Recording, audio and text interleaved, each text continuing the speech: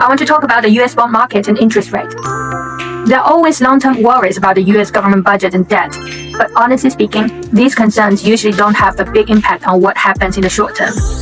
The long-term issues are important, but they don't always affect the immediate actions.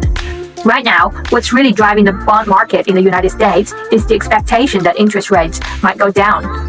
If the US economy continues to show signs of cooling off, people think the Fed will lower interest rates to help boost the economy. Lower interest rates are good for bonds because they make existing bonds with higher rates more valuable. So, if we keep seeing economy data that shows the economy slowing down, like lower growth or less consumer spending, the expectation for lower interest rates gets stronger. Actually, this is a good news for the bond market.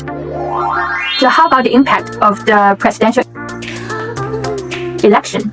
Now, the US election can shake things up a little bit. Politicians will talk about the budget and debt, which might cause some short-term market movement. But I don't think it will change the overall trend of the expecting lower interest rates. In conclusion, given that the US economy seems to be cooling down, I'm quite optimistic about the bond market's performance in the second half of the year. To sum it up, long-term worries about debt aren't affecting the short-term trends much. The expectations of lower interest rates are driving the bond market. And if the economy shows more signs of slowing down, bonds are likely to do well. And while the elections might cause some short-term bumps, it won't change the overall trend. So I'm quite optimistic about the bond market for the rest of the year.